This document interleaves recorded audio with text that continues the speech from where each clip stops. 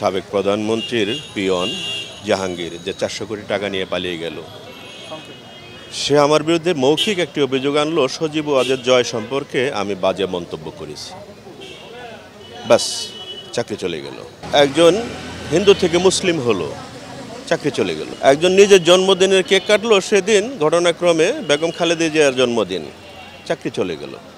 এরকম তুচ্ছ কারণে যাদের চাকরি চলে গেল এবং গত 15 বছর যারা এভাবে নির্যাতিত হলাম, জুলুমের শিকার হলাম, তারা 5 আগস্টের পরে স্বরাষ্ট্র যিনি উপদেষ্টা ছিলেন এবং আমাদের আইজিপি মহোদয়ের বরাবর আবেদন জানালাম, স্যার আমরা গত 15 বছর যাবৎ এভাবে জুলুমের শিকার।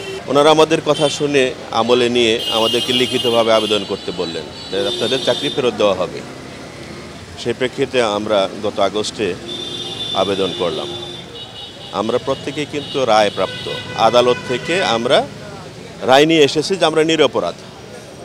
যে যার বিরুদ্ধে অভিযোগ যাই থাকুক না কেন, নিরপরাধ হিসাবে আমরা প্রমাণিত। শিয়া বাটার ও ভিটামিন ই সমৃদ্ধ lily glam beauty soap. Lily, always beautiful.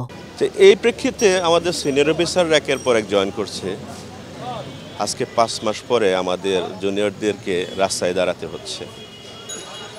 IGP sir, আপনার বিরুদ্ধে, আপনি আমাদের অভিভাবক, আপনার কাছে আমাদের পৌঁছানোর সামর্থ্য নেই, আপনি আমাদের প্রতি সদয় হন।